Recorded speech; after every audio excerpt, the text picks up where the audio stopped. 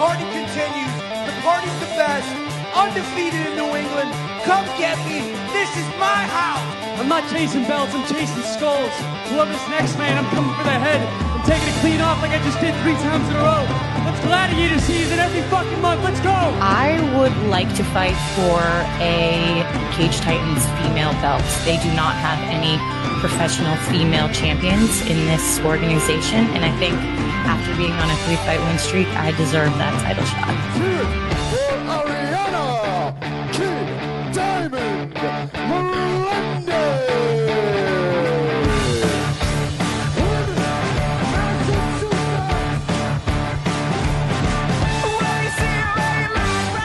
Said I'll tell you all the story about the jumper and the thief. I said, baby, let's go!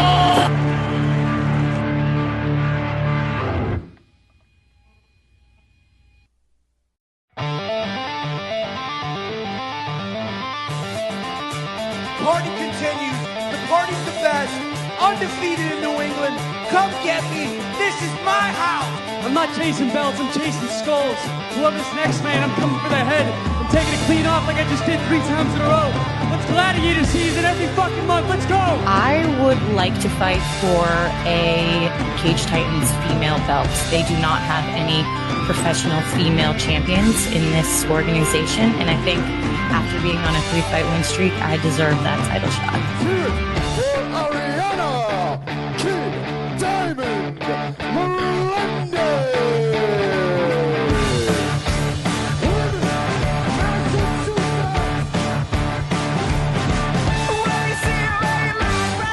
Said I'll tell you all the story about the jumper and the thief. I said, baby, let's go!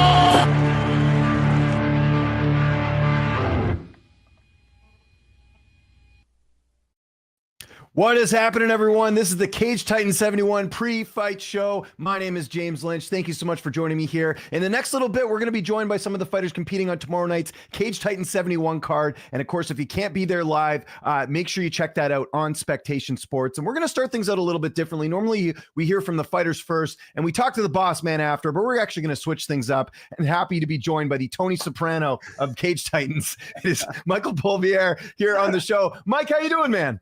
And I'm doing all right, man. We're a day away from history in the making. Excited for Cage Titans 71.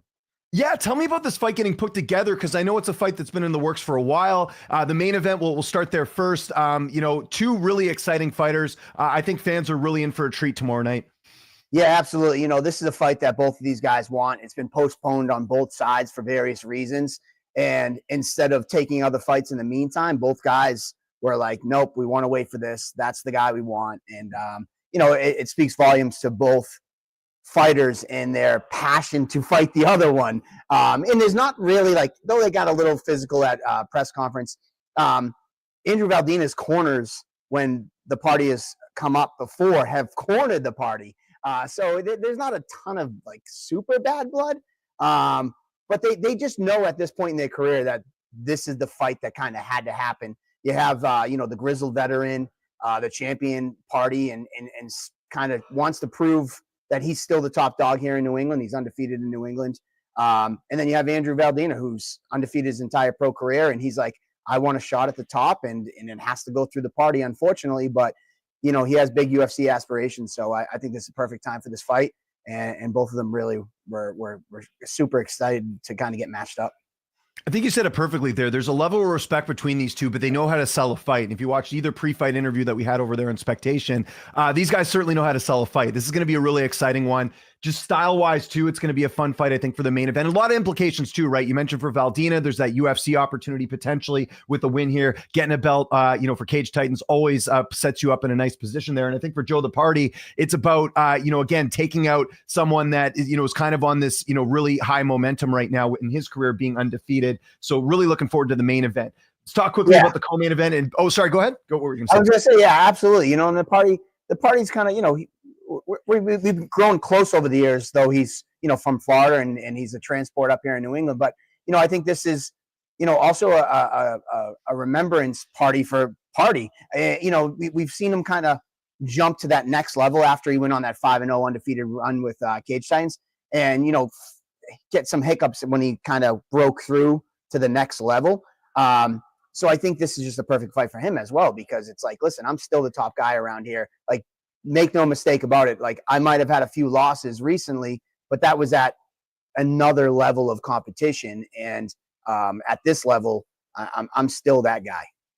Absolutely. And by the way, I do want to mention anyone watching here, whether it's on YouTube or Twitch or Facebook, leave us a comment. We're happy to answer them throughout the stream. We're going to be here for the next little bit. Mike and I are going to set up the rest of this card here, and we will be getting fighters coming in here. So if you have any questions for the fighters, post them in there. I'll make sure to get them there. So yeah, we talked about the main event, the co-main event. How nice is this? Really cool way this fight got put together, by the way. So Vacant Strawweight Championship, Hillary Rose. If you're from the area, you know who Hillary is. She's a veteran. She's been in there. She's fought some of the best. And coming back to Cage Titans for the first time in a couple of years, Ariana Melendez, had a chance to speak to her, a teammate of Joe the Party as well. I understand there was a video posted with Hillary saying, I need an opponent. And then, some of the teammates of Ariana's tagged her. And that's kind of how this fight got put together. How excited are you for this one? Yeah, I mean, Hillary Rose has been somebody who's been around New England for a long time, and I've seen her at many of the gyms. She competed with us as amateurs, and she's never shy to come kind of put me on the spot. She was our first female commentator. She basically, cornered me at Lozon's one day when I was visiting a couple fighters and was like, you never had a female. I better commentate the next one. And, she put me on blast after her last victory, and it was like, there's never been a female champion. I want a shot at the belt. And put me right out on it. So it was easy for me. Ariana Melendez came to New England before and took out one of the most, feared females up here in New England, and Danielle Heinley, who's just a jiu-jitsu wizard. And after that, it was very difficult to find fights for Ariana. And the time is now. There's not two better competitors to make history for Cage Titans. And if you were on the press conference yesterday, a beautiful piece, I don't know if you got a chance to watch it, but Ariana shared a story that when she, Ashley Barrett, who's teammates of Hillary Rose, I'm going to try to set this up correctly. Ashley Barrett is a teammate of Hillary Rose. Ashley Barrett and Ariana Melendez shared the same card as an amateur, and Ashley won, and Ariana unfortunately lost that fight. And in the back room, she was contemplating just giving up and being like, I'm not going to fight anymore. And Hillary Rose actually was the one that kind of, quote unquote, talked her off the ledge and was like, listen, I've been up, I've been down. Like, you can keep doing it, keep pushing forward, keep training. And Ariana, get a little emotional. I think a lot of people said that at the press conference. Like, man, I wasn't expecting to cry today, but it's just like, if it wasn't for Hillary, Ariana might not be fighting still.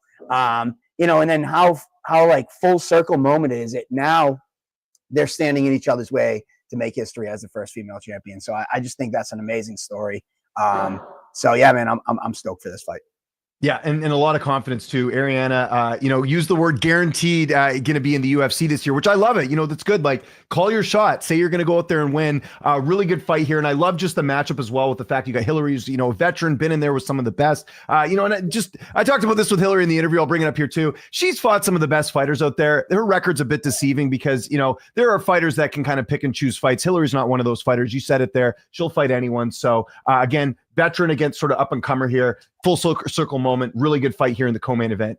Let's talk quickly about this welterweight fight as well. Zach Davis and Jack Condon. Got a chance to speak to Jack. Talk about a well-mannered, well-spoken guy, and a guy with a lot of confidence too. Again, he knows it's 6-1 record, taking on Zach Davis. Another kind of similar fight where we've got sort of an up and comer against more of a veteran. What can we expect in this fight? Yeah, man, this fight is going to be insane. You get the two title fights at the top, and then this one kind of sneaks in to kind of set the stage.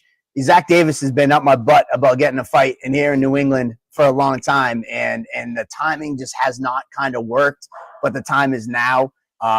We made this fight a couple months back, knowing that, like, let's get it on the books now. Like, he had the opportunity to go fight and win a title in his hometown for another regional promotion. So, it was always respect letting Zach do his. Oh, I think we may have lost the boss man here. See if he comes back. There we go. Anyways, that fight think we almost got him back here. Mike, I got you here? This is the power of doing things live, by the way. Hopefully I'm still on. You guys can hear me. Let me know. These guys are at the top of their game. And, Jack has aspirations to get to the UFC. And if he does, he's got to take out a super tough veteran Zach Davis. And I think for Zach, all the hype that might be on Jack, he comes in here and puts his lights out like he says he's going to do. That all that shine goes right to Zach Davis. So this should be a fun one.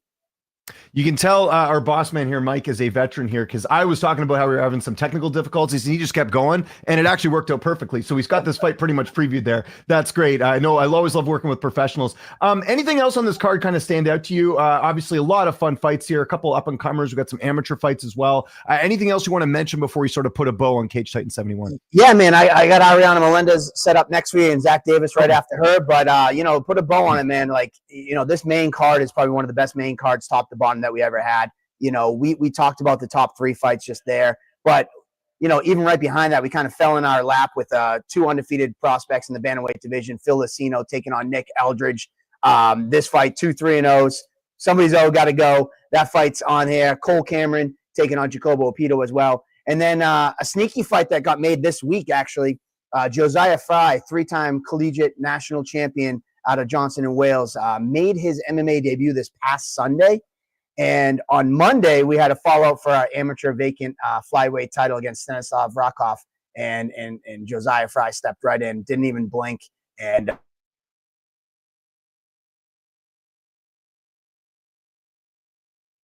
there we go. Got a little break up there, but yeah. So there you go. That's a fight you got to keep an eye on. So got you there, Mike? Perfect.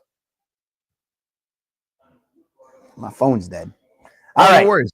No worries. It's all good. We're going to roll with the punches here, like they say. So we're just waiting for a couple fighters. But Mike, do I got you there now? Can you still hear me? Oh, yeah, I can still hear. Okay, perfect. Quickly before we go, anything we can tease for the I always got to get a little bit of info on the future here. Anything you got coming up for Cage Titans beyond Saturday night? Tune in on tomorrow night. On Spectation Sports, by the way. Expectation Sports. I'll give you something tomorrow. I'm working on a few things I got under wraps. So tune in tomorrow.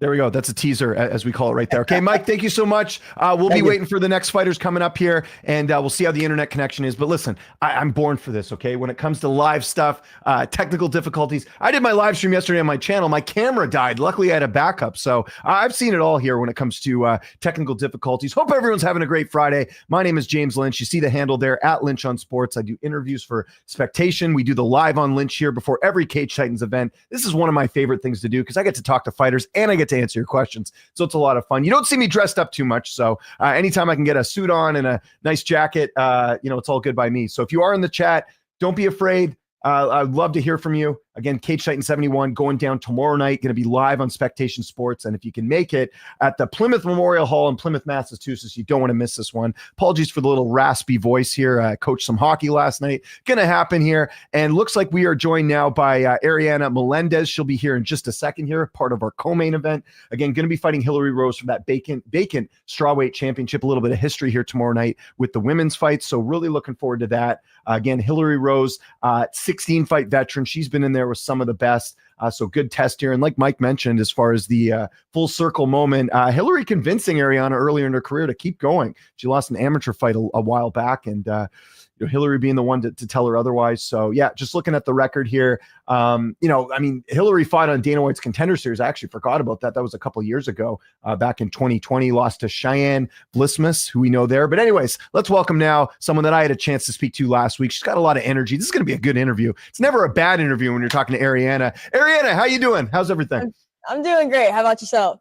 Doing awesome. How's the trip over from Florida? How's fight week gone for you so far? Oh, man, this has been the smoothest weight cut I've had, smoothest trip. Everything's just been on point, perfect, scheduled, no hiccups or anything. So I'm really blessed to be here today.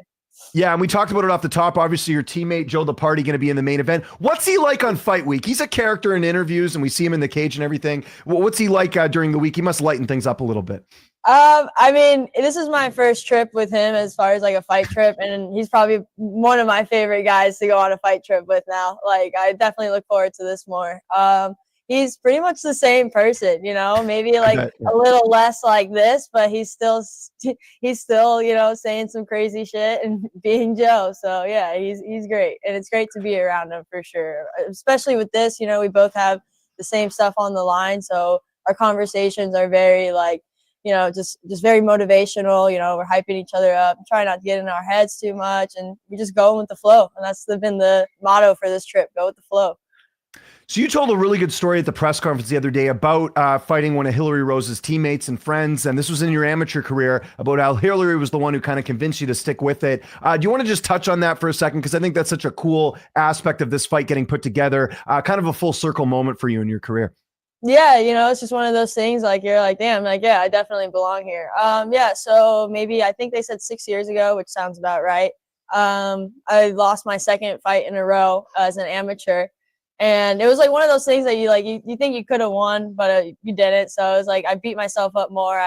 My mom invested a lot into that camp to make sure that I did well and stuff like that. So when I lost, I just kind of broke down in the back room, and I had my two coaches with me, and they were doing the best they could. And she took time out of her time to just like sit down eye to eye with me and be like, hey, like, this is what it is. This is the name of the game. If you're about it, you're going to go through this. But if you can go overcome this, like, you're a beast. You got this. So I was like, I took the time and I, thought about it. I was like, yeah, you know what? She's absolutely right.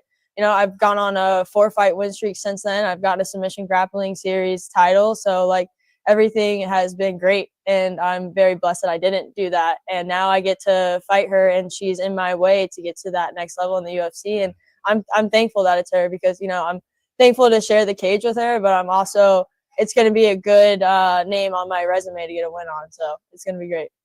And we're just over 3 years since you last fought for Cage Titans. What's it like being back? Is it a bit of a homecoming for you? You had a really good win in that fight that was back in April of 2022. What's it like being back for Cage Titans? No, it feels like just being back at home, honestly. They do their best to make you feel very like wanted and included, and being part of the press conference and everything is great. They treat us good out here, so it's always a pleasure to come out here and fight for Cage Titans. That's great. Do you have any like rituals during like fight week or anything like that? Anything you do? Like, I know obviously you're getting the naps in and staying in the hotel, probably not doing a whole lot, but is there anything you like doing that maybe keeps your mind off fighting or keeps you kind of even keel?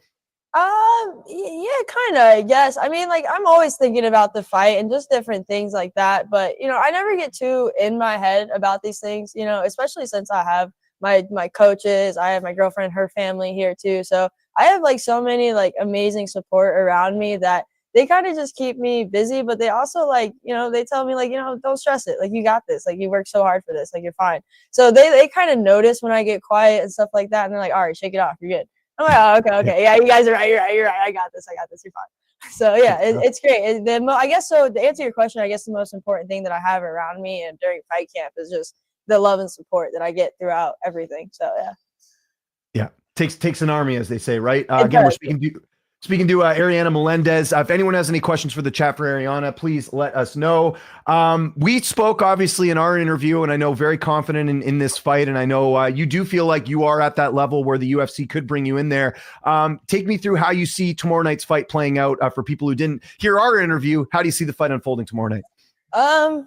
Calm, cool, calculated. To be completely honest, that's exactly how it's going to be. Just make smart decisions, keep a good pace and wear her down. And with this being a title fight as well, did the training change at all for those, the extra rounds and all that? Or is it just something you always kind of train for 5 rounds in general?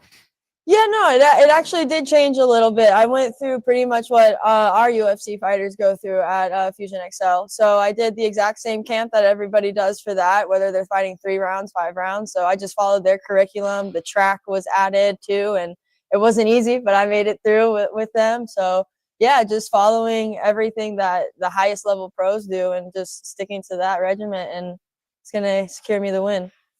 And I got to mention, you're at one of the best gyms in the world at Fusion XL. There's a lot of UFC fighters that train there. Just how much confidence does that give you to kind of gauge where you're at when you're working with fighters that are already on the big stage? Because I know you hope to be there fairly soon, maybe even this year. We'll see. Yeah, no, it gives me a huge confidence mindset, to be honest, because, I'm going with some of the best people in the world. I'm going with, amateurs that are about to do their pro debuts that absolutely annihilated their amateur careers. I'm going with people that have been in the game long. I'm going with people that have just started, in the pro game and stuff like that. So I get looks from everywhere, and it's one of those gyms where if you're in Orlando, people stop by. So we're always getting high level people, whether it's in the UFC, PFL, any promotions up north. It's always a cool place to be because I'm always getting different looks, so I'm always ready. And this was a cool interview, just like the last one, Ariane. I really appreciate it, especially after cutting weight and all that. Yeah, no problem at all. Best of luck tomorrow night. We're looking forward to it. Thanks so much for joining me here on Live with Lynch. Thank you for having me. Have a good day.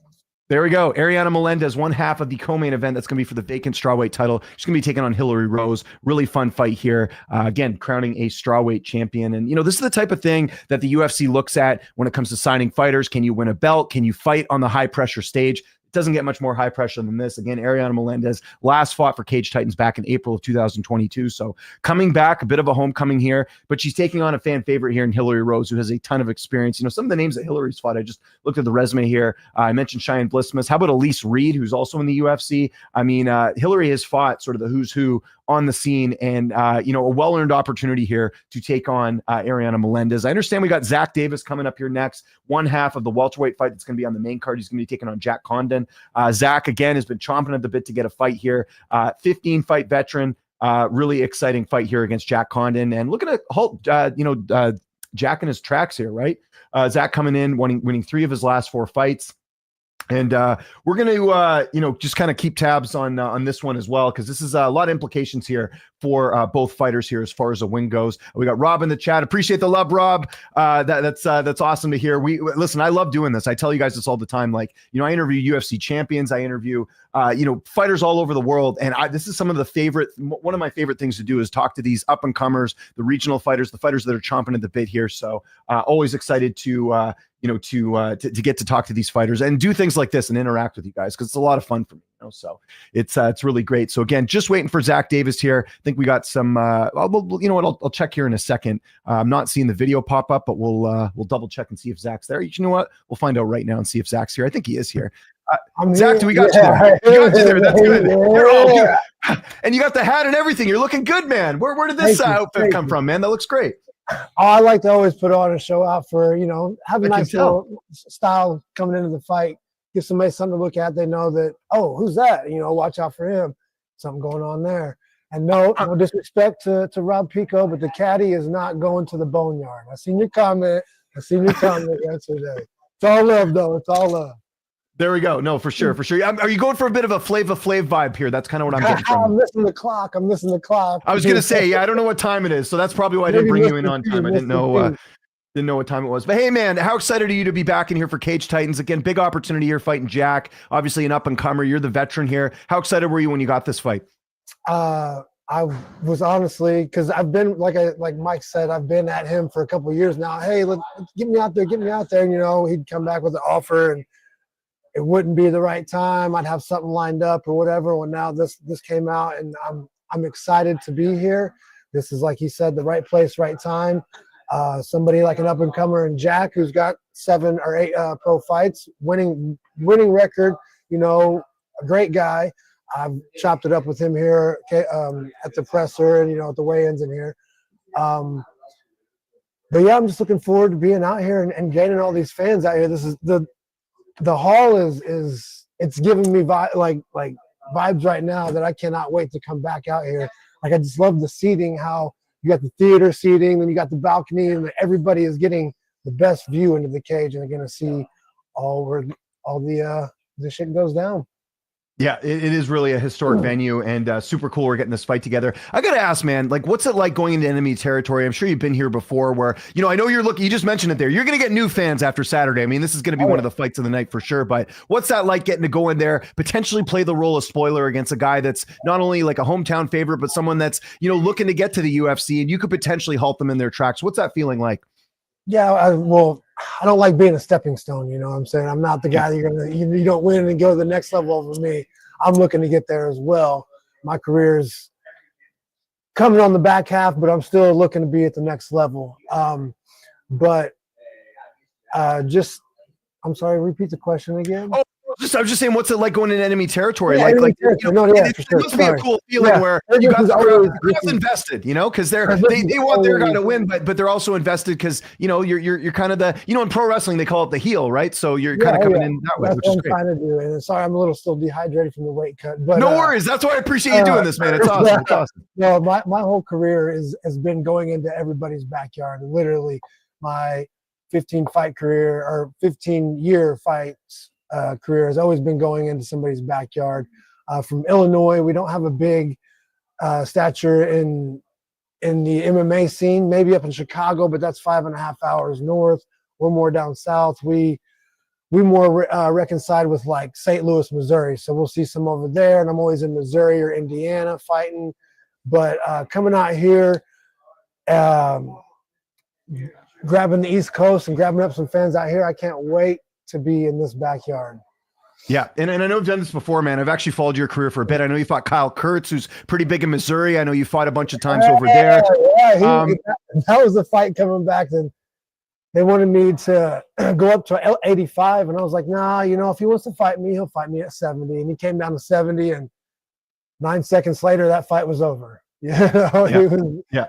No, that was one of your best wins, 9 seconds. And got to give you credit too, man. You fought Alex White, who was in the UFC. Like, how much do you think that will play into this matchup? You know, you got a lot more fights than Jack does. You've been there. You fought the who's who. How much will experience play into this?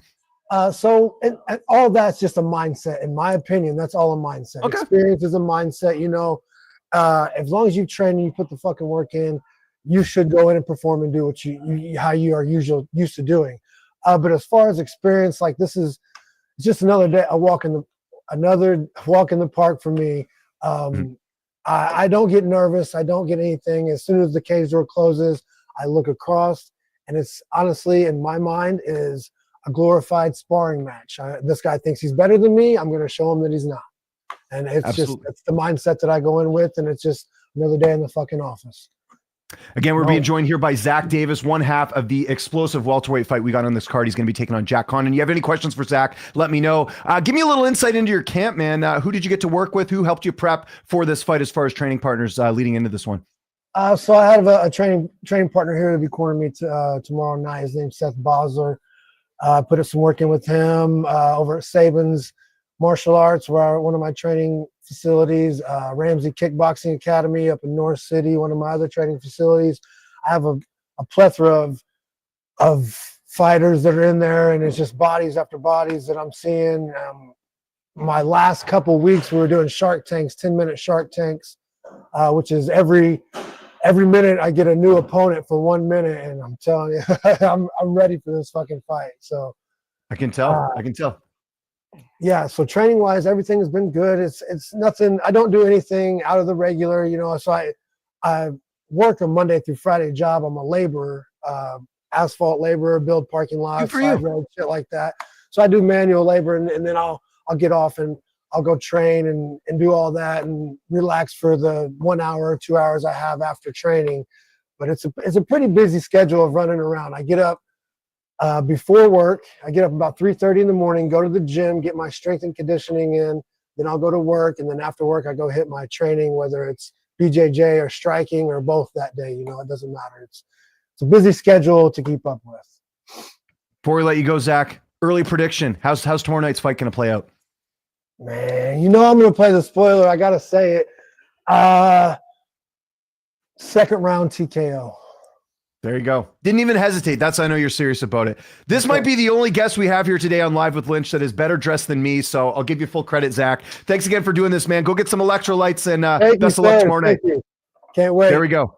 There we go. Zach Davis, one half of the welterweight fight tomorrow night against Jack Condon. You don't want to miss that one. This is how you know we got some good matchmaking on this card, is that we've got a couple matchups here where we've got some veterans, like in the case of Zach Davis and Hillary Rose, against some up-and-comers. And when I say up-and-comers, I mean fighters that we could be seeing in the UFC here pretty soon. Ariana Melendez, again, we just spoke to her. A win here, you know, really good strawweight on the regional scene right here. That could absolutely get her in the UFC. Jack Condon, 6-1. He's another guy to keep an eye on. You know, it's very interesting because we have, you know, obviously Contender Series coming up here pretty soon. And we've got a lot of UFC events going on. So, the timing of this card couldn't be better for certain fighters on the card. I understand we got Joe the Party. I'm going to bring him on here. He might still be getting set up. So I'll just keep rambling if we don't have Joe here yet, because my video's off a little bit. But look who we got here, man. Joe the Party. Joe, how's it going, buddy? It's going really well. I'm feeling great. I got some liquids in me. Just super excited and super passionate about Saturday night and what's gonna come. I can't wait, and I really can't predict what's gonna happen. I'm a type of person that just fights, and I fight with all my heart. I do have my strategies and my tactics, but right now I'm just here to compete and give it 100% effort. And that's my mindset, and it has been from the beginning. I want to give 100% gas. You know what I mean? A lot of pace, and I just want to break this guy. Yeah. Again, happy to be joined here by Joe the Party, one half of the main event for the bantamweight strap. Looking forward to that one. So, first fight back in Cage Titans since 2023. How does it feel to be back? At the Plymouth Memorial Hall. I mean, I'm sure you're getting those memories flooding back here, being back here for Cage Titans.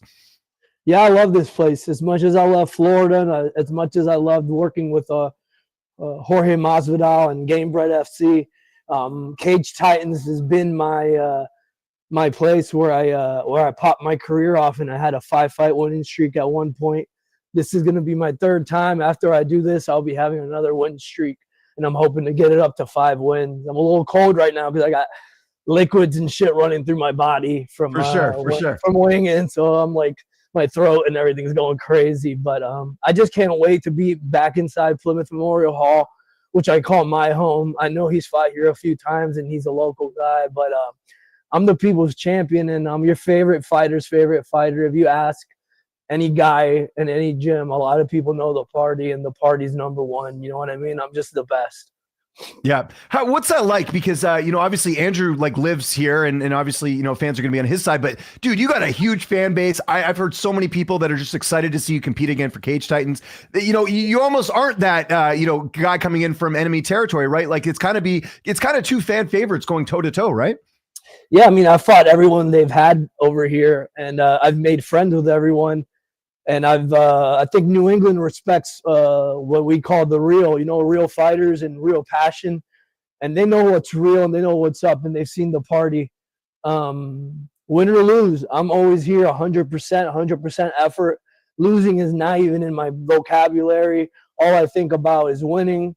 I think about all the pain and hard work it took to get here, and all the dedication and discipline. I know a lot of people think about me as this fun, crazy, the Party guy, but I do a lot of work behind the scenes in the shadows when no one's looking, and that's how I'm able to beat these guys. I'm disciplined, I'm strong, I eat well, I'm not broken, I'm never sick, I'm always on top of my shit, and I'm just one of the best, the greatest there is. The best there is, the best there was, and the best there ever will be. New England's own champion, the champ. Your last, I think, couple fights, you had a karate combat fight, obviously, before this, and then you had a couple MMA bare knuckle fights. How does the training differ as opposed to just a straight up MMA fight? Does it change much? No, not for me. I go in there, and depending on the rules, I set up my my workouts and my sparring depending on what I'm looking for. But really, it really doesn't matter to me what it is: karate combat, bare knuckle MMA, bare knuckle boxing, whatever it is, I'll fight it. Like I said, I'm your favorite fighter's favorite fighter for a reason. Any rule set, I'm down, and any rule set that I go to fight in, I fight the champion. You get what I mean? Like karate, I fought the champion. Gamebred FC, I fought the guy that was supposed to win, and then something weird happened with Brandon Davis and Randy Costa. So if they ever put that vote up, put me down in line for that. Like I said, I am the champion. I am the best for the reason in New England. I bring a lot of views and a lot of eyes for a reason, because of my passion, and I wear my heart on my sleeve, and everyone knows it. I'm here to win, and I'll die trying. I'm like 50 Cent's first hit album. I either get rich and die trying, or we die out here. It doesn't matter. We saw the Florida Panthers last night beat the Carolina Hurricanes 5-0, dominant performance. Are we going to see a dominant performance from you, Party, tomorrow night? Yeah, well, tomorrow night is not going to be a hockey thing. It's going to be Saturday night. Is going to be a New York Knicks ass whipping. I'm coming here just like the NBA took out. You know what I mean? The Knicks took out the Celtics, and I'm going to take out one of their own right here.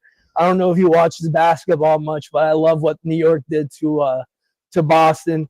And I can't wait to bring that back up. And that's what I'm going with, that type of energy. I'm coming in with that Jalen Brunson, that fucking, I'm just coming here to kill it, man. I can't wait.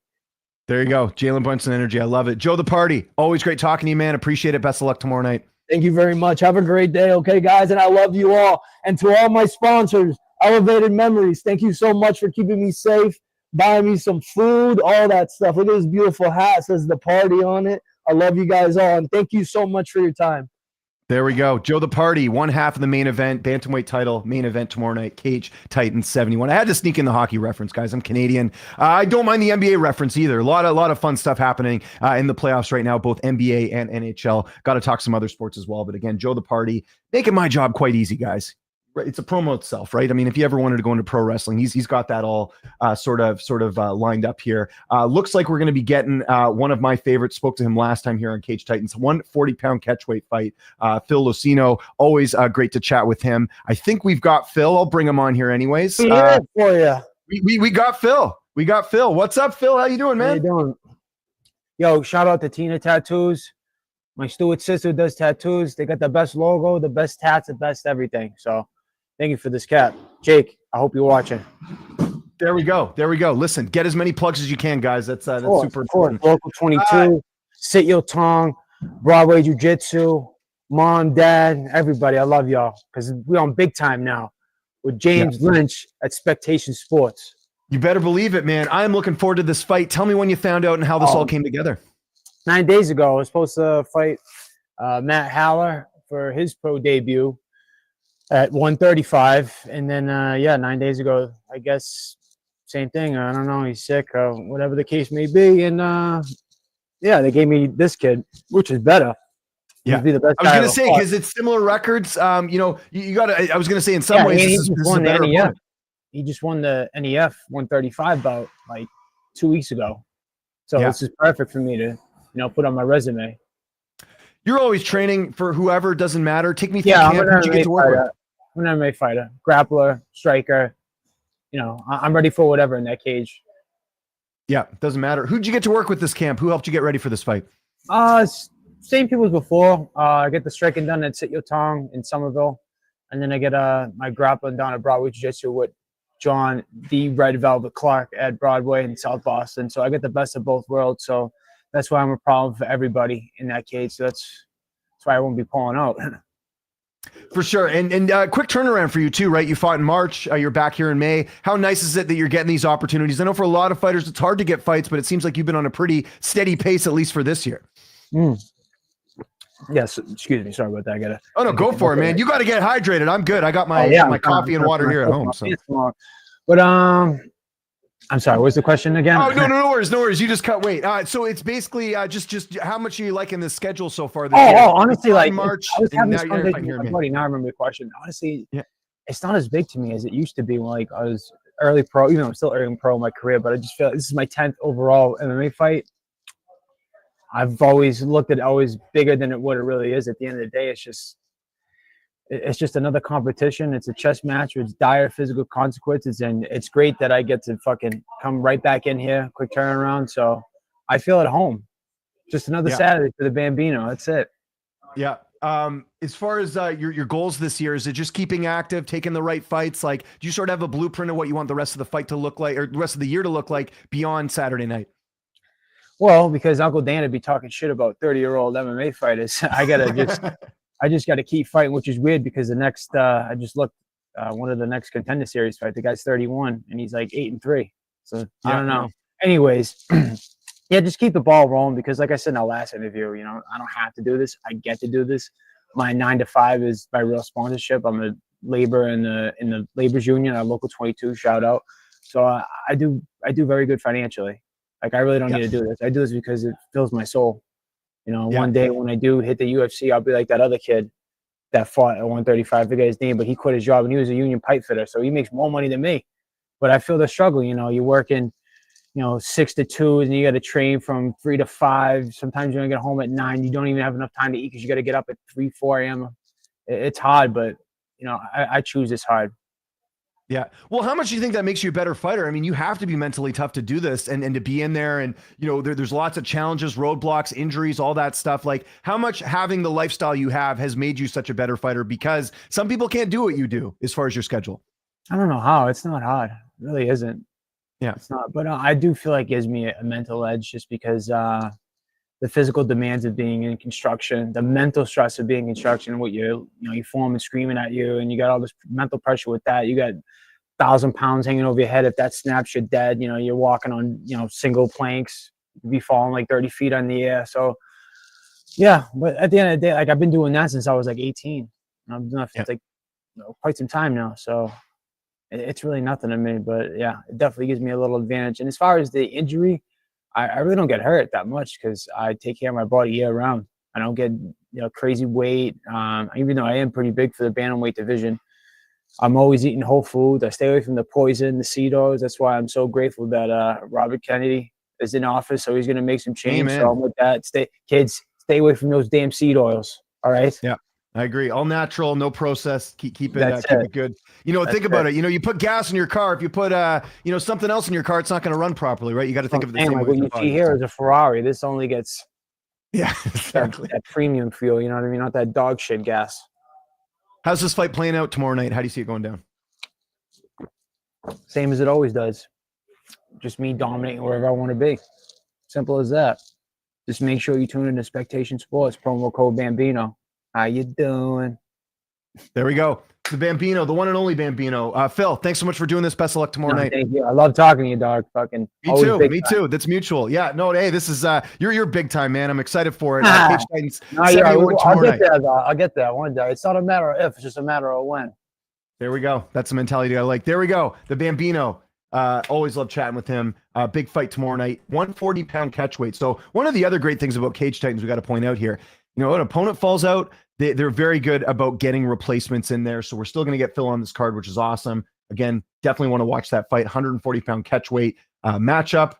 And another fun one here on this card. So we'll wait to see who we got next. Again, my name is James Lynch. You see the handle there at Lynch on Sports. We do this before every Cage Titans events, the Live with Lynch, where you guys can chat with me. We chat with the fighters, and we get a lot of people chatting about these big cards coming up here for Cage Titans. Looks like we got the other half of the main event here, Andrew Valdina. I'm going to bring him on here in 1 second here, but if you don't know, you should know. Undefeated 6-0, big fight here for the bantamweight title, and this fight is awesome. We just talked to his opponent, Joe the Party, and now happy to welcome on Andrew. I think we've got him here, or maybe we don't. Yeah, we do got him here. What's up, Andrew? How you doing?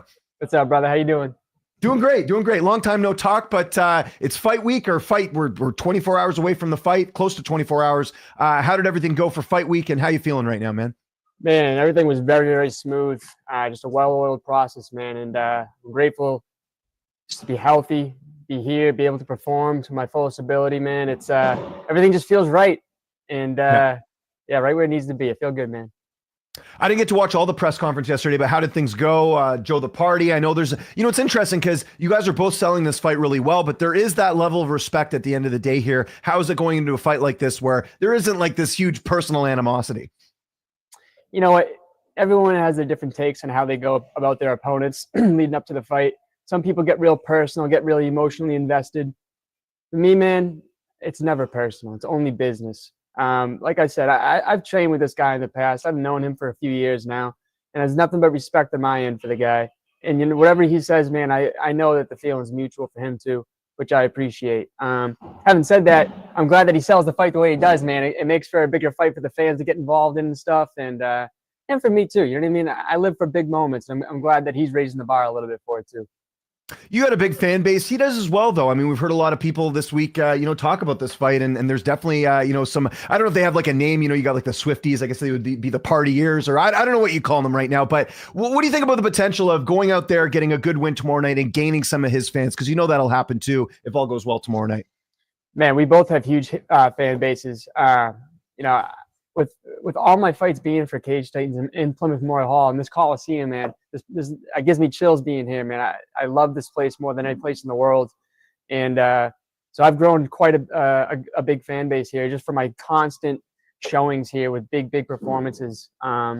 and really feeling that energy. And Joe, man, just being a seasoned vet, he's got fans all over the world. Honestly, he's traveled everywhere for all of his fights. Seasoned vet from Ecuador roots, you know. So he touches a lot of different places in the world. And with a performance like mine and the respect I'm going to show after the fight, and I'm looking forward to gaining a good amount of his fans too. How did the weight cut go? We obviously talked ahead of time, and by the way, you can watch that full interview over on Spectation Sports' YouTube channel and on the page itself. But the one thing we didn't talk about was the cut. How did everything go? You seem great, man. Like, I'm talking to you right now. It seems like it was nothing. Oh, I can fight right now, brother. I feel good. Yeah. I feel good, man. It's like I said, I told you, I'm the perfect build for a 35er. It's to the point where the weight is never really on my mind. Like, oh, I really need to make this weight today, blah, blah, blah. Like, I know it's inevitable that's going to come off and I'm going to feel phenomenal.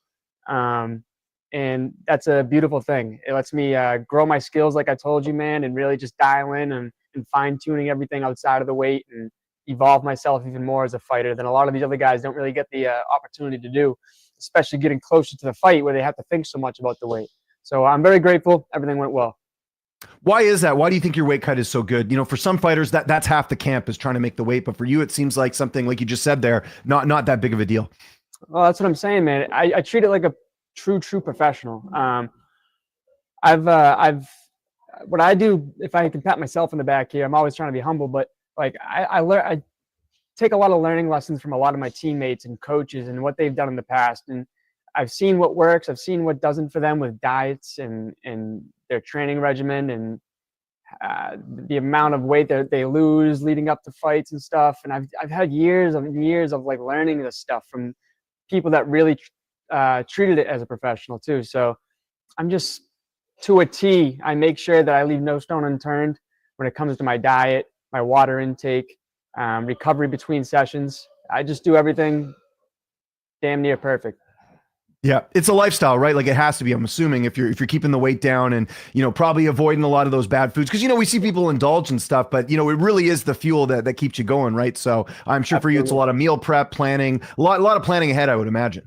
Absolutely, man. I mean, the meals get a little boring here and there. It's usually a lot of the same shit, but a lot of ground turkey, a lot of chicken, fish, a lot of vegetables, fruit, but it's all good stuff. Keeps me feeling good. Yeah, that's awesome. What's your prediction? How's this one playing out tomorrow night? Man, like I told you in that interview with you, man, I've seen so many different ways that I finish this fight, but I really don't see it going past 3 rounds, especially when I was like, he was grabbing onto me and stuff in that press conference yesterday and seeing him in person, man. He just doesn't look like he can take the shots I can throw, and he didn't feel too strong in that clinch that we had there. And I'm either getting him done in 1 or definitely within 3, man. I'm taking his chin or I'm taking his neck. He has a lot more experience than you do, but with that also comes a lot of damage he's taken as well. Again, I know you're expecting the best version of Joe the Party, but how much does that play into it that you're a guy who's not taking much damage in your career just with 6 fights, pro anyways? The way that I train and the way that I go about my fights, this is largely attributed to my head coach, Pete Luciani, where he has really made it a priority to create a fighting style where we take the least amount of damage as possible. And that's going to create for a longer career as well. And that's what I really pride myself in. I think I do a really good job of just not getting touched much. And I plan to keep that streak going, man. I really do see myself having everyone wants to see a big war when they see the party come in, a big brawl, right? I'm prepared for war, man, but I'm ready to make this look easy, honestly. And I don't think I'm getting touched, and I think I'm touching him hard. There we go. One half of the main event here, Andrew Valdina. Andrew, thanks so much for taking time, especially after weigh-ins. We're looking forward to tomorrow night in the main event. Appreciate the time, man. Oh, thank you, brother. Appreciate it. There we go. Andrew Valdina, again, 6-0, going to be fighting for the bantamweight strap tomorrow night. Big implications here, right? Contender Series right around the corner. UFC's always doing cards. They're looking for more fighters. Again, Andrew, just like Ariana Melendez, 2 fighters to keep an eye on tomorrow night. If they do end up victorious, could potentially be getting that call to the big show. So this is another reason why you got to tune into Cage Titans. And I didn't even mention this to Mike, our leader here at Cage Titans, but good weekend to be doing a card. There's no UFC going on right now. So again, this is I know a lot of you are going to be around this weekend. Got to be watching this on Spectation Sports if you want to check it out and really tune into tomorrow night to Cage Titans, and you got to watch that again on Spectation Sports. Really happy to be joined right now. I haven't talked to him before. Really excited for this one. We got Cole Cameron here in the house. He's going to be fighting at bantamweight coming up here. Don't know if we got the video. We do got the video. Cole, what's up, man? How are you? Good, man. How you doing? Doing awesome. Appreciate you making some time. How did the cut go? The fact that you're here seems like it must have gone well. Otherwise, you'd probably be in the back with an IV in you or something. Yeah. No, it went pretty well. It always has its struggles, but we're here. We made it, and we're really looking forward to tomorrow night. For sure. Tell me how this all came together with you getting this opportunity for Cage Titans and how this fight materialized. It's pretty simple, actually. Pretty active fighter, so I just kind of reached out to them, reached out to a couple regional ones, had some guys that I know, just reach out to promotions, just saying, hey, from 135 to 145, got a guy that's, ready to rock with whoever you need. So, they had an opponent that was, willing to step in there with me, and I didn't need to look up anybody. I just tell me where to sign, so really looking forward to it. Well, and I'm sure that attitude too has, got you a lot of fights. I think it's your third fight this year, if I'm not mistaken, right? I mean, that doesn't happen often on the regional scene for a lot of guys. How much does that play into the fact that you're just like, hey, give me whoever and I'll step in there? It plays into effect with a lot of guys. They pick fights, they want that, oh, I'm 3-0, I'm 4-0, but, they've only fought, those 3 fights in like 2 or 3 years where, I was supposed to have 4 this year, but I only had 3. Came down with an illness last month, but so I'm just one of those guys where I train, I stay ready, and I just love being in there. So there's nothing better than it. So yeah. And another veteran like yourself here, a 5-fight veteran that you're going to be taking on here tomorrow night. How do you feel like stylistically you match up against your opponent here? I just think exciting. I've watched a couple of his fights. He had a couple year layoff like I did as well. So there's not too much recent footage I had on him, but just from what I could tell, he's exciting. And he just looks like, I just shook hands with him, very respectful guy.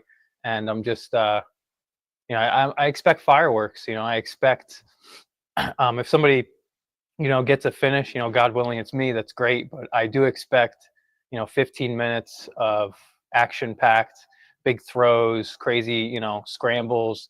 I know we're both going to be going for submissions, heavy hits, a lot of elbows I'm expecting. So I think it's going to be an all-out war, and I'm really looking forward to it. Do you watch much tape on your opponents? I guess, a lot of times stuff switches up and everything. And I know you've got 6 fights in your career, but I'm sure you also, in a lot of cases do focus more on what you're good at as opposed to the opponent. Do you factor a lot in who you're fighting, or is it more about what you're going to bring to the table? It's more what I'll bring to the table. I just have faith in what my game plan is. Of course, I'll watch some tape, but I'll also have some of my teammates.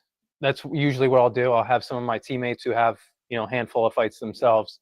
They'll watch tape and just kind of give me notes. And then I'll watch maybe 1 or 2 fights, because it is good to watch the fights. But if you get too wrapped up in what they do, oh, I need to make sure this doesn't happen. Like you're taken away from what you're preparing for, how you're going to handle it. So I'd like to just focus on what I'm going to do. Mm-hmm. Yeah, no, well said. Take me through camp a bit. Who did you have a chance to work with? Who are some of your training partners helping you get ready for this one? I was sparring a lot with, my buddy Paul Capaldo, Ricky Bandejas. I know Ricky. That's awesome. Yeah. What an asset he must be to have in the gym. He's fought everywhere. He's been with Bellator and CFFCs. Yeah. He's been all over the place. So yeah, he's a good buddy of mine. We work together. We're both carpenters, and we've been training together for years, and he's coming to corner me tomorrow night. So he's coming in tomorrow, and he's just a real good buddy of mine in the cage, out of the cage. So just having his presence there, his experience, his wisdom, and just having that buddy there, it's going to be good. Yeah, I've interviewed Ricky for years, and I still remember one of my favorite moments in MMA period was him beating James Gallagher after all that smack he was talking, and Ricky upset him, and no one gave him a chance. That was such a cool win back in the day. Yeah, he's the most humble guy, too. He's just like, and that was the most he ever celebrated. If you ever watch any of his fights, very impressive wins, and he just puts his head down, puts his hand up, and that's it. But that was something. It was. Yeah, I did. I thought that was cool. So you mentioned Ricky will be in your corner. Who else is going to be in the cage with you tomorrow night? I got my brother coming up from Connecticut. He's a nice. He's a pro grappler out of Connecticut, CJ Cameron, and then a real good buddy of mine, Bill Sculthorpe. He's a carpenter as well that me and Ricky work with. So he's a big guy. He's a huge asset to the team. So I got those three guys, and I look up to all three of them for different reasons, and just having their presence there, it's going to be great. Good stuff. How's this fight playing out tomorrow night? How do you see it unfolding? Man, I see it going a lot of different ways, all of which I get my hand raised, but I'm expecting me to, throw him pretty good, slam him pretty good. I'm expecting some pretty good scrambles on both ends. I'm expecting 3 rounds. So I am expecting it to go the full 15 minutes. It'd be great if there's a finish, and then get back to the wife and the baby early, but I want and I am expecting 15 minutes, and at the end of it, get my hand raised. There you go. Are you taking a break after this, man, or you want to keep this momentum going? Because like I said, you've been on a pretty busy schedule as it is. Yeah, I was thinking about taking a little break. Not necessarily a break, because I've been training a lot more with different coaches as well. Cross training a little bit. So, and that's only been going on for the past maybe 5 weeks. So I think just after this fight, I'll take a couple months and just train, and then try and book something maybe end of summer. But again, if something crosses over me, I'm not somebody to say no. Yeah, just wait and see what happens. Hey, say hi to Ricky for me. Appreciate the time, Cole. Best of luck tomorrow night. Thank you very much. Have a good day. Yeah, you too. There you go. Cole Cameron, one half of the bantamweight fight we're going to be seeing, taking on Jacobo Apito. Again, 6-fight veteran in Cole, taking on a 5-fight veteran in Jacobo. Another good fight here on this card. Really, again, we were talking about it so many times here on this card, but a lot of really good matchups here. Again, you got some up-and-comers, you got some veterans, you got a little bit of everything. So that's the great thing about these cards, and some amateur fights as well, which is nice to see too. I know for the amateurs, they need opportunities as well. So Cage Titans doing a bit of everything on their cards ahead of tomorrow night's big event, Cage Titans 71, going down to the Plymouth Memorial Hall. You can watch that one live on Spectation Sports. So again, no UFC this weekend, so no reason not to watch on Spectation Sports this weekend. And the thing with Spectation is it's not just Cage Titans. There's all types of promotions all over the world that you can check out here. See the future of MMA. A lot of these names you do see in the bigger promotions and do move on. And some names too that used to be in the big promotions that are now fighting there too. So it's a little bit of everything, which is awesome. But again, really good matchmaking here from the Cage Titans crew. Again, your main event going to be Joe the Party taking on Andrew Valdina for the bantamweight title. Co-main event, we got Hillary Rose taking on Ariana Melendez. So we've already spoke to, if you guys are watching right now, we've already spoke to Andrew Valdina and Joe the Party. So that main event's done. Still waiting for Hillary Rose. Not sure if we'll get her, but we already spoke to her opponent, Ariana Melendez. We also spoke to Zach Davis. We'll see if we'll get his opponent, Jack Condon. And then just spoke to Cole Cameron right now. He is fighting, like I said, Jacobo Apito, and obviously the Bambino. Phil the Bambino, spoke to him as well. He's going to be fighting in that 140 catchweight fight. It looks like we're going to be talking to his opponent here, Nick Eldridge. Really excited about this one. So this fight's really cool, guys, because these are two fighters that are undefeated. Someone's O's got to go, and a really good fight to see who the better prospect is, basically. So I'm really excited for this one, and happy to welcome on right now Nick Eldridge here on the program. Nick, how you doing, man? Good. How are you? Doing awesome. Tell me how this matchup came together with you fighting Phil. Well, his opponent dropped out a little over a week ago, and they called and I answered. Yeah, as simple as that, right? Just staying ready and ready to go. Were you hoping to fight around this time, or take me through sort of when you were hoping to fight next? Well, I just fought 3 weeks ago, so I wasn't planning on fighting now, but I was in shape and I was healthy. So yeah, I was happy to get on this card. Yeah, and you got to like this activity level, man. Like, you just made your pro debut earlier this year. This is fight number 4 for you, which is crazy. Now, saying that, I mean, 2 of those are first round finishes. So, how good has that been that you've come out relatively unscathed and able to take an opportunity like this? Yeah, it's great. I mean, I'm a little older to be starting MMA. I started fighting when I was 28, so I kind of just tried to rack up some wins, and I've been able to do that so far. I just turned 30 this year, right after my first pro win. So yeah, I'm just trying to fight as much as possible as long as I'm healthy, and I've been able to stay healthy. So how much did you know about Phil before taking this fight? I've seen him fight a couple times down here. I've been down, watching teammates and stuff fight, and I knew who he was, but I hadn't really studied him too closely. But we're kind of, obviously same record, so we're at similar places in our career, and I was excited about the fight immediately. Yep. You got to be excited too about, like I mentioned, the circumstances around this fight. You're both 3-0. Someone's going to, take their loss. Someone's going to, look really good after this, and someone's going to take a step back. But just that opportunity, being able to hand someone their first loss, that's going to feel really good. Who's got a similar record to you. Yeah, absolutely. Yeah. And the last guy I just beat was 3-0. So yeah, I like to challenge myself, take tough fights. And this is another one. Take me through camp again. Really quick fight, kind of with the turnaround and everything. But who have you been working with? Who helped you get ready for this fight? Yeah, so obviously didn't really have much of a camp for this fight specifically, but I've been in camp for a 5-round title fight for the last 8 weeks. So definitely came in shape. But I mean, at Nostos we got so many killers in there. I would say my main training partners are like Alex Bailing. Train a lot with Kyle Hill, Nate Grimard. I mean, we got a ton of guys. I can't name them all, but yeah, for sure. We'd be here all day, but a good variety, right? And that's always nice because, again, if you're, depending on who you fight, and especially in your situation, it's so early in your career, you're probably going to have opponent switch ups or things come up at the last minute, like this fight. That must be crucial too, because you're getting to work with a variety of different guys, not like one specific style. Right. Yeah. I mean, we got a little bit of everything. We got a ton of amateurs, ton of pros, guys with different skill sets, different sizes. So we get everything we need there. Yeah. And I mentioned it there. You fought on May 3rd. It seems like the cut's pretty good for you, because I know for some fighters, they couldn't make a fight like this because they're too heavy. How do you go about doing your weight cut? Yeah. I mean, taking it on 9 days notice, and I just made 35 3 weeks ago. So we decided at 140. That's right. Phil was good with it. So, just made it easy. I could have made 35 if I had to, but he was planning on making 35, so no sense in making the cut again if I didn't have to. So I'm happy. Yeah, and I don't think people realize how much of a difference that 5 pounds is, and how much better of a fight we're probably going to get if you guys aren't killing yourselves as much to get to the weight. Do you feel like in some ways we'll probably see a better fight because, again, both you guys are not focused as much on the cut? Yeah, I mean, I feel good in the cage when I cut to 35, but I feel a lot better today than I normally do on weigh-in day. So it's definitely not going to hurt. Yeah, big benefit for everyone watching here, because listen to this. You seem like you didn't even cut weight today, so it's all good here. What about your corner? Who's going to be in the cage with you tomorrow night?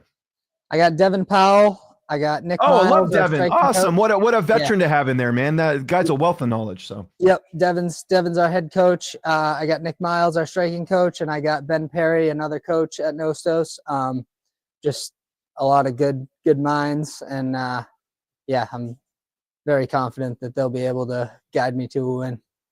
How much of an asset is it having someone like Devin, who's fought for everyone, UFC, Bellator, like you name it, he's been in there, and just fighting at the highest level? Like, how much does that influence your career, having a coach that's been there and done that? Yeah, it's amazing. I mean, he knows how to structure our practices, our camps, just how the gym runs. Like, he's been there and done that, so he knows exactly what we need to make it to the next level. And we have like I said, we have everything we need at Nostos. If you're willing to put in the work and put in the time, you're going to get the results. How do you see this fight playing out tomorrow night? How do you see it going down? I'm ready for. I like to strike. I like to grapple. I think he likes to do a little bit of both too. So I'm happy wherever it goes. I think you'll see us mix it up. But yeah, I'm prepared either way. And then you're going to fight again in 2 weeks, or, the way the schedule is going, it's kind of looking that way. What's the plan after this? Again, not looking past tomorrow night, but you just kind of assess how this fight goes, and then reassess if a good opportunity comes up. Yeah. I mean, like I said, we try to stay ready. We try to take advantage of opportunities. So, like you said, not looking past tomorrow night, try and get my hand raised tomorrow, and we'll go from there. I'm hoping I get a little more than 2 weeks this time, though. Yeah, for sure. That would be a little bit nicer. And I was going to say, good at interviews too, Nick. Thanks so much for this. Really great talking to you. Best of luck tomorrow night. All right. Thank you very much. There you go. Nick Eldridge, one half of the fight tomorrow night, going to be taking on the Bambino, like I mentioned there. And Brian's asking, is Fry coming on? I don't know. I'm waiting to, they just kind of how this works is I'm talking to you guys. I see in the corner of my eye who's up next because it has their name on the screen, and then we go from there. So I love this actually because like I don't, obviously I prep for these, but sometimes I kind of just, go with the flow and just go like I'm just meeting someone for the first time. Or in the case of like, Andrew Valdina, who I've interviewed a handful of times, it works out well too. So for me, this is fun. I like doing this. This is being on my toes, and doing the improv stuff is great. If anyone's in the chat, post some questions here. Would love to talk to you. Could be Cage Titans related or not. Doesn't matter to me. I'm wearing a suit today, so I got to, act all professional and answer questions and all that. So more than happy to chat here while we wait for our next fighter. Again, one of the fighters we have not. Oh, looks like we're getting Jack Condon next. Really excited for that one. Interviewed Jack maybe a week or two ago. Really, really good interview. This guy's, very poised, very ready to go. Got the eye on the prize and all that stuff. So we're just waiting a little bit here for Jack, and I'll bring him on shortly. Again, we already spoke to his opponent, Zach Davis. So Zach, again, looking to stop a bit of the hype train here of Jack Condon. Jack looking to get to that next level when it comes to making it to the big show. And I think we got Jack here right now. Oh, look at this. As he's stepping down, he's got the bottle of water there. Jack, long time no speak. How you doing, man? What's up, James? How are you? Doing great. How'd the cut go? Looked like everything went well. Yeah. I did a little bit more, and I'm still coming back to life. So I'm going to be bigger and badder than ever in there. Every time just a little bit more and a little bit more. And, those little improvements, little iterations really add up to being a much better fighter over time. And you guys are really going to see that tomorrow. We spoke not that long ago. So, I know there wasn't a ton that happened after you and I spoke, but how did the rest of camp go leading into this fight again? I think everyone's really excited for this fight, man. Yeah, went great. Finished up, got my last sparring rounds in, which I felt good. Like my striking feels great. It always does. But my grappling is really getting to that level as well. Been working, we talked about it a little bit with Dan Savory quite a bit. And he's really getting me to match my striking. So wherever it plays out, I feel great, man. Going against bigger guys, grinding it out against them, and my cardio just felt good against them. Like I could push the pace, I could put it on them. And regardless of who it is, weight class, guys in the training room, I'm matching up good. So that's good what stuff. really matters. What did you think of his outfit? Kind of looking like Flava Flav a little bit, got the chain and the hat and the glass. I mean, you got to like that. He's promoting the fight, right? Yeah, he's fun. Doesn't matter when it comes time for tomorrow. No, I'm not going to be looking at any of the shiny. Get up, yeah. Yeah, the get up and stuff. No, I love this, Jack, by the way. You're all business, and this is something I loved about our interview too. You're super business. You got the tracksuit on. If they needed an extra for a new Sopranos remake, I think you got the tracksuit to make it work here, man. You're all business, which is great. So, just fighting a guy like Zach, though, how much is this needed at your stage in your career? Again, I know you're still on your way up. You got a lot to improve, but fighting a veteran like that who's got 15 fights, that's got to be good for the resume too, just to fight someone so experienced. Absolutely. My last couple of guys have been high-level guys like that as well. I had my first loss in the title fight, and then I bounced right back, fight a guy with 18 fights, who was a contender series and a PFL vet, and then another guy after that who had 15 fights, and he was a Bellator and a PFL vet. Davis has a ton of experience too, two-organization champion, and it just, wins over these type of guys just go to show the level that I'm at as a prospect coming up, and that I'm building myself up to be ready for that next level. Yeah, and you mentioned it there. We're about a year removed from that loss you had. It's never fun to talk about a loss, but every loss comes a lesson and a learning lesson and all that. How different are you from the fighter we saw last year, just in your own, what you've noticed in your fights? I mean, you've won 2 fights since then, but just how have you grown as a fighter since that fight? Leaps and bounds, man. I had only just really started going full time at this when I had that fight. Now it's been a little over a year full time now. And, between the lack of stressors from work, the joy of just getting to get up and do what I love every single day, whether it be training or coaching the kids.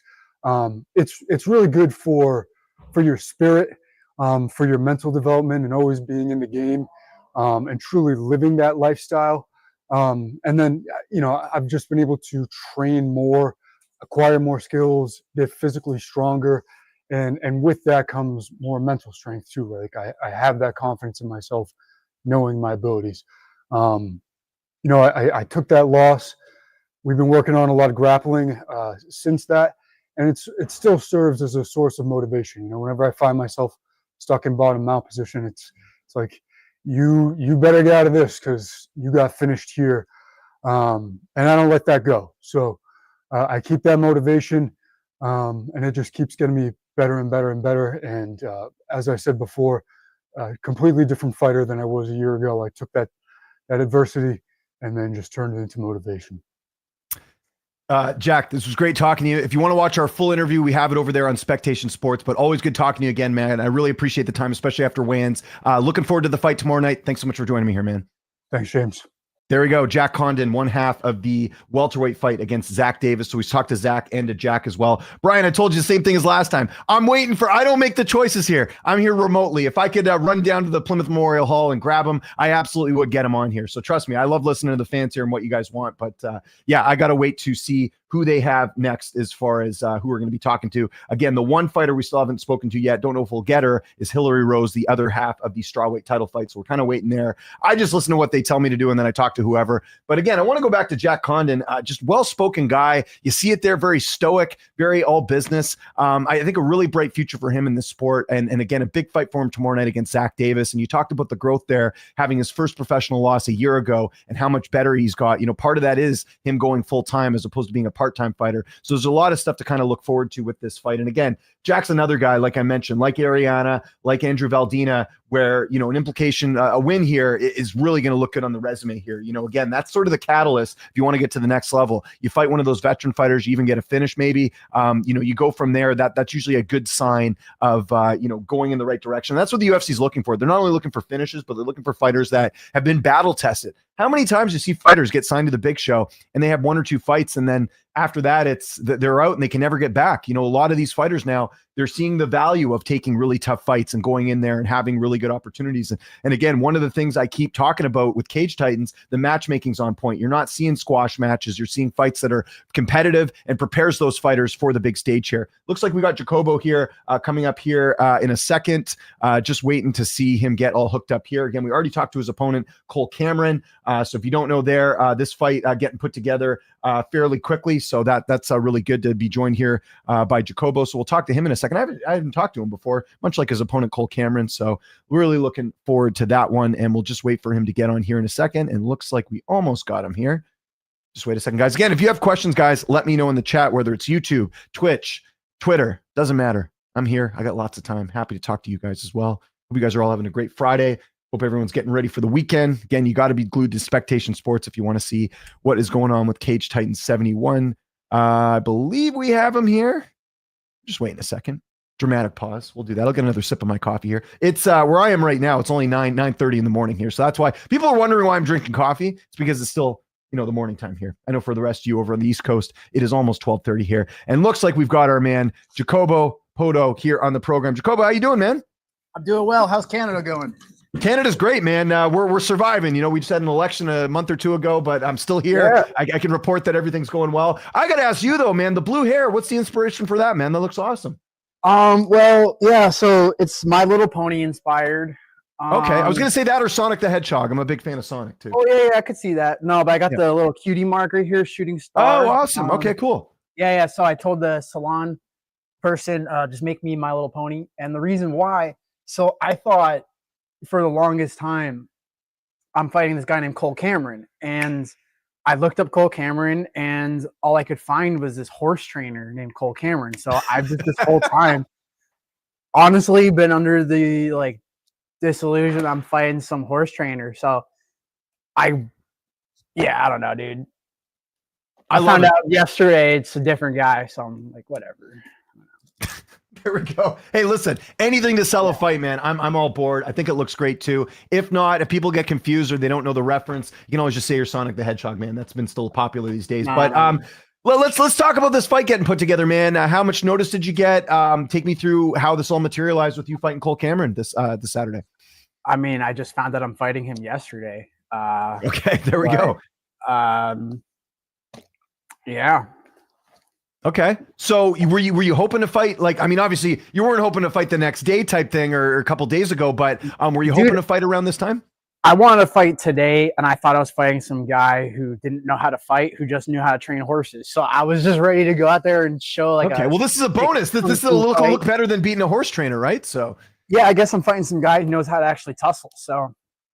There we go. Yeah, I'm sure it's going to be a lot more exciting. It's not going to be my typical 1 minute finish. It's going to probably last a little longer. So.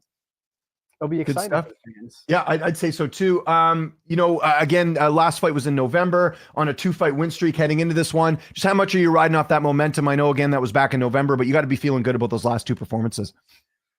Yeah, I mean, I feel good about everything, even my losses. Like I fought, like the last fight was cool. The fight before that was cool, but I'm not really that impressed by any of those.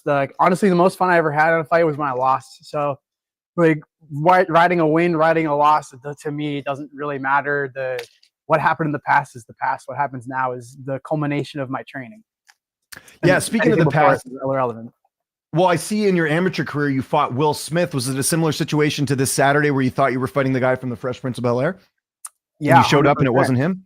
Yeah, I thought that. Then they told me you're not fighting him. I thought I was fighting Carlton, and I just had no idea who I was fighting. And then. Turns out, yeah, Uncle Phil would have been too big. So yeah, Carlton and Will Smith, I think those would have been the right weight class. So that's good. I mean, it would have been worse if he showed up and Uncle Phil couldn't make weight. That the fight would have been canceled, right? Yeah, 100%. So that's good. Yeah, I'm glad. See, you've already got the experience of going through someone that you didn't expect to fight and fighting someone else. So that's got to be in your back pocket. Take me through camp a bit, man. Who'd you get to work with? Again, couple days notice, but who are you training with currently? And who's helping you sharpen the iron, so to speak? Honestly, I've been doing a lot of rock climbing. I go to this gym called the Bouldering Project in Somerville because I thought I wasn't really fighting a real fighter. So I've just been rock climbing a whole bunch.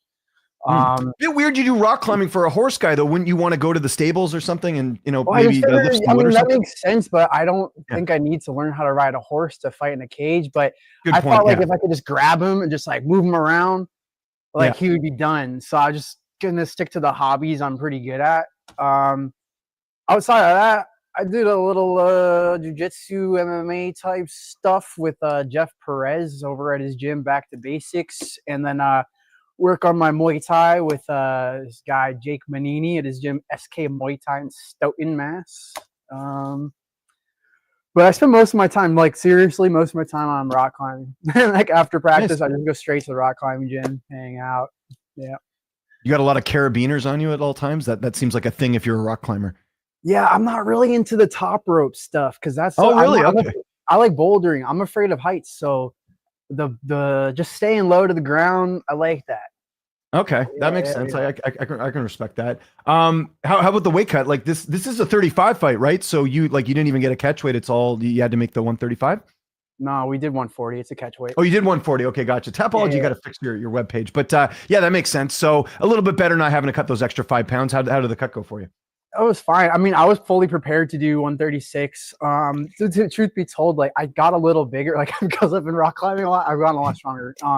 And I think because of that, I just didn't realize how much bigger I was. And then this week I was like, ooh, I'm a little big right now. So we just hit up, promotion, hit up Mike and hit up Cole. And we're just like, hey, can we maybe do a different weight? And then everybody seemed to be cool with it. I still weighed under 140, but it is what it is. So that makes sense. Do a lot of rock climbers? I remember back in the day, you used to eat those Cliff Bars all the time. Is that still a thing or no? They're not very good for you, I found out. I mean, yeah, I eat Cliff Bars like candy. White chocolate macadamia nut is the most underrated flavor. The most overrated flavor, peanut butter. The peanut butter flavor is the worst flavor. That's the only flavor. My dad, he's a cyclist. I grew up with the peanut butter flavor. That I hate it so much. That's the one he always eats. Anytime I go to his house, that's all he has. It drives me crazy. Well, don't you think he does that on purpose? Because then if you go over, he knows you're not going to eat it, right? It's like I used to do that with beer. I'd have a specific beer that I liked that my friends didn't like, and then they wouldn't drink it. So it makes a little bit more sense. That might be it. That's probably, he's playing the long game. Let's be honest here, Jacobo. We talked about camp a bit. What about your corner? Who's going to be in the cage with you tomorrow night? We got Jeff Perez, the owner and head coach at Back to Basics Mixed Martial Arts. We have Jake Manini. He's a former amateur world champion of Muay Thai and coaches several world team members and world champions. He's over at SK Muay Thai. He opened up his new gym in Stoughton. And we have Roger Santos. Roger is an up-and-coming MMA fighter and one of the best purple belts in the world right now. He's one of my primary jiu-jitsu training partners and one of my coaches as well. How's this fight playing out tomorrow night? How do you see it going down? I'm just going to go out there and see where it goes. I mean, my intention is just to be in a fist fight. And where it goes, if he wants to try to take me down, I'll gladly fight on the ground. My brown belt on the ground, so I don't really mind being there. I don't really fully intend on trying to take him down, but if that's where he wants to go, I'll go there. If he wants to stay on the feet, I'll stay on the feet.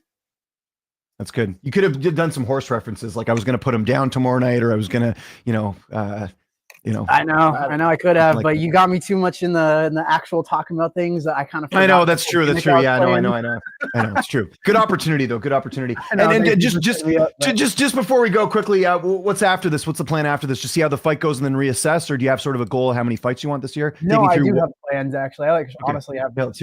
More rock climbing, obviously, but yes. Like I love Cage Titans. They're really nice. There's people here right now, so I can't say any bad things once they leave.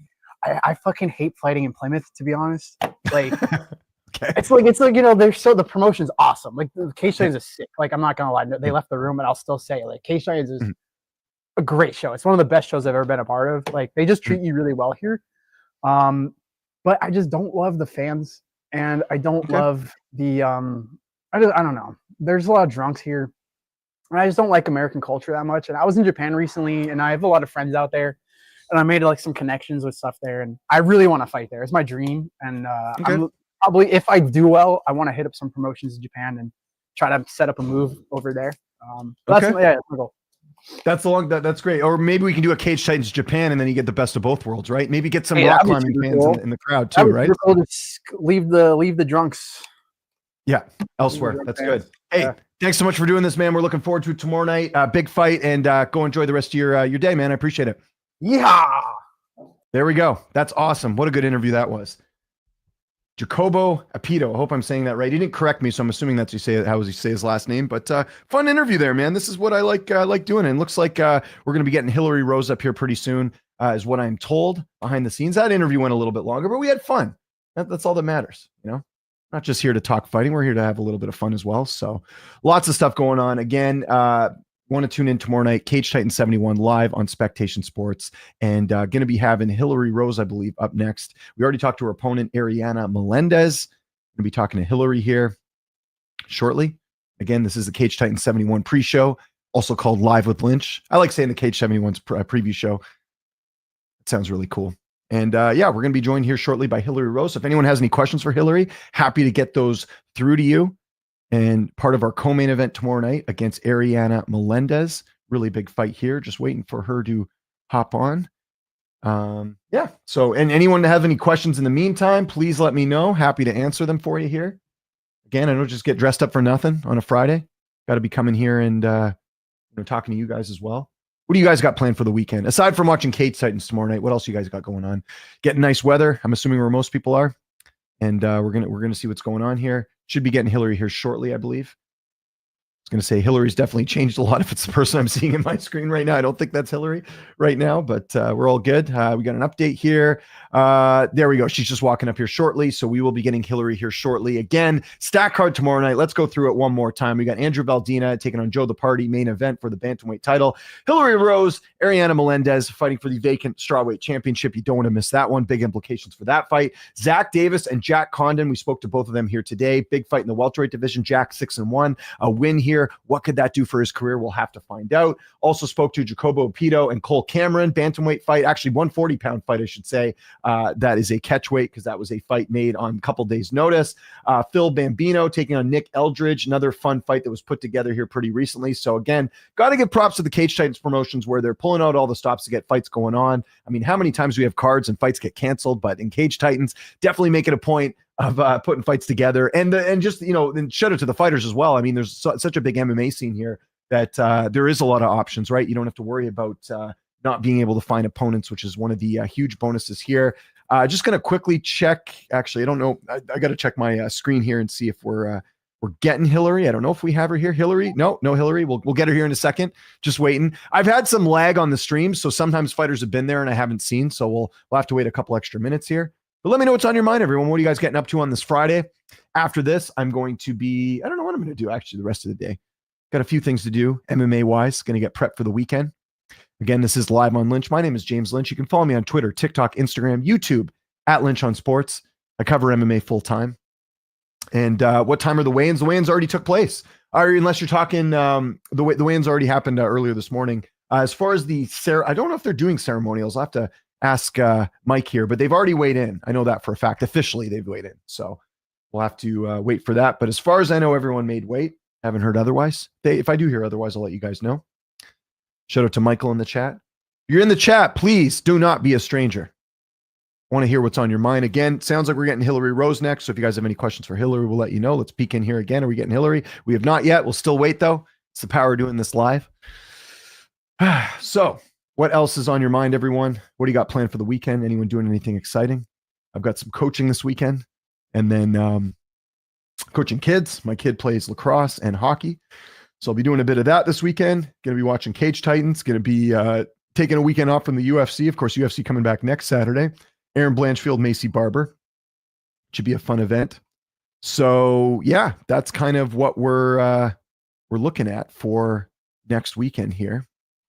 It's nice to have a break, though. I got to be honest here, just for the simple fact that I think they do a little too many UFC events, in my opinion. But Cage Titans, can't get enough Cage Titans. To me, it's just so great to have all that. Oh, now we got Hillary. We're good. What's up, Hillary? How's it going? Long time no Sorry, talk. I was eating lunch. Oh, no, hey, don't apologize. We're happy to have you here. How did the cut go? Everything looked like it went pretty well. Yeah, cut was great. Came in 0.5 under, so smooth. Yeah, smooth sailing, as they say. This was kind of cool. I found this out, obviously, at the presser yesterday about the whole story about you talking to Ariana a few years back when she was looking to maybe hang it up, and you kind of convinced her to keep it going. How cool is it? This is kind of like a full circle moment for both of you fighting tomorrow night. Yeah, it's definitely full circle. I mean, just like when you watch, like, my favorite fighter is Rose Namajunas. If I get the chance to fight her, like, that would be full circle moment for me, right? Obviously, like, that's not the case right now, but I totally understand. And I do remember that moment. And like, sometimes you forget about things because so much happens in the fight game. But losing is hard, and this sport sucks sometimes. I mean, you put in so much work and you train so hard to then end up, on the short end of the stick and not get the win. And it's sometimes really hard to pull yourself out of the gutter. And I've been in that situation as a pro, as an amateur. So it's definitely cool that I get to share the cage with her, especially with the story that's behind it. So yeah, I'm excited. I mean, obviously my goal is to go in there and to beat Ariana, but if she gets the win, good on her. And I'm happy for her and her career. Yeah, and there's a lot of respect there, which makes this fight even more exciting. Again, two really good opponents in yourself and Ariana. By the way, congratulations to your teammate. I know last time we spoke, you were at Invicta. Yes. Obviously, your teammate, Ashley Barrett, getting the win there. Does that feed off you as well? I know you're a veteran. You've been in there with some of the best, but just having teammates, people around you that are finding success, does that feed off onto you as well? Yeah, for sure. And it got me fired up, like, moving into fight week. Like, obviously we had a whole camp together. So she fought a week before me, and then I was fighting a week after. So when we get to share camp together, it's really cool. I mean, we were fighting different types of people. So, our sparrings were like at different times, and we didn't really get the opportunity to spar with each other a lot because we were kind of fighting different types of people. But no, I mean, I love Ash. She is such a great training partner. She works really hard, and I may have years and years and years of experience on her, but she still challenges me in different ways. So, we're constantly learning from each other, regardless of skill and experience. She's better at things than I'm better at things. So we're able to kind of coach each other and teach each other. And it's really cool. And I love watching her fight. She's a straight dog. She's gritty and she doesn't give a fuck. And that's just the kind of person she is. And I got to mention this. We got some people chiming in the chat. Jack Barry says, I won on the next Cage Titans card, but he follows this up by saying, Hillary, your takedown defense and overall skills in your last fight were awesome. It was an honor to share a card with you, and I learned a lot from watching you. So how about this? Some positive feedback from Jack. Yeah, I love it. Yeah, I worked really hard on that takedown defense, so I'm really glad it came into notice. And that's awesome. So thank you, Jack. We get to share a card again. Yeah, exactly. Well said. Well said. One thing I wanted to talk about, because again, the fight's tomorrow night, but like, I don't think people realize how big of a deal it is for you to fight for this title. And Cage Titans doing this card, or this title fight, because I know this has been a long time coming. You've talked about this for a while. Cage Titans has talked about this for a while, of crowning a women's champion. And I think also, just to add on that, there aren't a lot of women's titles overall in MMA. If you look at sort of the grand landscape here, have you been able to enjoy, like, I know a lot's happened this week. It's sort of leading into the fight, but have you been able to enjoy that you're on the cusp of something really awesome here tomorrow night with the title fight? Yeah, it's really cool. I'm really excited. I think I forget sometimes that like it's for a title, other than obviously every fight when you train, you're training for like a title fight. Like we're always training multiple rounds. We're always practicing more than we need to. We train, but I don't know. I think I like kind of not forgot. Like obviously I've been excited, and I've been telling everybody I'm fighting for a title, like looking for sponsors. They've been really, really helpful, knowing that it's like the first women's professional female belt. Like a lot of people wanted to really be supportive. But yeah, it means a lot to me. I'm super excited, especially since, I fought in Cage Titans as an amateur and now as a pro on a 3-fight win streak. To be their champion would be really, really cool. And, to have that as the first ever one, to kind of lead a path for other champions for Cage Titans, would be really, really awesome. So yeah, I'm excited. I really genuinely think that I am going to win the belt. I've trained really, really hard, and I'm ready to go. And I'm not afraid of whatever Ariana has to throw in front of me, whether that's a fast pace, whatever it is. I'm ready and more skilled and prepared. Good stuff. At the same time, I mentioned like enjoying the process leading into this big opportunity. How do you also not let the pressure get to you? Again, you've been in there with some of the best. You've had big fights and big opportunities. How much has that sort of played into you not, feeling the pressure of tomorrow night? Yeah, I think for so long I felt so much pressure. I had mentioned yesterday in the press conference that I used to be scared to fight. Like every time it was time to fight, I was scared, which there's always like nerves and you're scared because it's not like a ballet recital, right? We're going in and we're going to fight each other. But I really just embrace every moment of camp. And as soon as I walk in the building on fight night, like you kind of take in the energy of all the other fighters too, which is cool. Like when you get in there, you kind of feel like the nerves of the other fighters and the excitement. And I kind of just take in every moment and I embrace it. Where years and years, I think I was so fixated on what if I lose? What if she beats me? Is she better at this than me? Where I never took advantage of like all the really positive things of like, this is really cool what I get to do. Like I get to fight, I get to walk out there, especially in Plymouth, where this place is awesome when you get to fight and you walk out. Yeah, I just been trying to absorb it and really appreciate every single moment, because I only have a few more years left and I really want to embrace it. And I wasted so much time being so negative, and that sounds so stupid. And I wish that I had a better mindset years ago, but now I'm on top of it. Yeah. And we all learn, we learn every day, right? And that's nothing wrong with looking back and looking at what could have been and using that for today. And again, maybe if you didn't go through that, maybe tomorrow night looks differently, right? For you. So yeah, exactly. And just sharing that knowledge with like the other girls that I'm going to be training and fighting with, like, don't be so negative. Like you're doing great. Like everything is so good. You're on the right path and you're leading in all the right directions. You told me this. I'll ask you again, just for the people out there watching. Tomorrow night, how's this fight playing out? I genuinely think that I will get a finish. I don't really like to put the pressure on myself of like, I want a TKO win, I want a submission win in this round. I think that as the fight goes on, I'm really going to be able to figure out how I want the fight to go, whether that is a submission, whether that is a TKO. Like I know she's got a pretty good chin. I think it's going to be hard to just knock her out. Obviously, I have some really good leg kicks. It'd be great to get another leg kick finish. But she likes to grab for kicks, so we're aware of a lot of the things she does. But yeah, I'm just going to let it play out, and I definitely don't see it going 5 rounds. I think that there will be a finish. I plan to really make her tired. She gets tired in fights. It's something that I really noticed. So yeah, just, let her keep her heavy pace the first few rounds, get her tired, and then take advantage of that when the time comes and get my finish.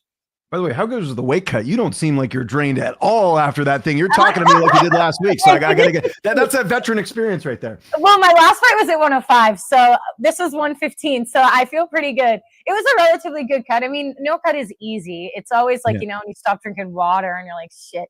All right, here we go. But no, it's easy, smooth, 114.5 right on championship weight. So we're good to go. Yeah, I feel good. Yeah, all the right things are going in the right path. They're in the right place. Now I just need the belt. There we go. Hillary, thanks so much for doing this. I can't wait for tomorrow night. Thank you so much for making some time. Of course. Thank you so much. I always appreciate talking to you. Yep, you as well. Hillary Rose, one half of the co-main event for the vacant strawweight title. We'll see if we're going to get anyone else here, guys. We're coming up, I think, towards the end of this stream, but I've had so much fun, guys. I tell you guys this all the time. I do a lot of things in this industry, producing, interviews, all that stuff. This has got to be right near the top of the list for me, doing this every month almost. I mean, Cage Titans has been putting shows on very regularly this year, and I wouldn't be doing anything else on a Friday other than, you know, like I said, getting in a suit and getting to talk to you guys. This is always a lot of fun here. So just going to wait to see what's next. Don't know if we're going to be getting anyone else here. If we are, happy to talk to them here. This is Live with Lynch, the Cage Titans pre-show, which we do every Cage Titans event. We've been doing this for I don't know how many events now, but it's been a lot of fun since we've been doing it, and it's awesome. So I hope you guys are having a great Friday. Again, if you have any questions, by all means, let me know. And we are wrapping things up here with the stream. Again, we already talked to the boss man off the top, so we kind of did things in reverse this time around. You can go back and watch it, but it sounds like there's going to be some plans for the next Cage Titan event, possibly revealed tomorrow night. So that's pretty much what we got going on here. Just going to see if he wants the intro played or not at the end, or if not, we can, if he wants the intro played at the end, I can see. Actually, I don't think I have access to it. Or we just want to end this as is here. We're going to kind of.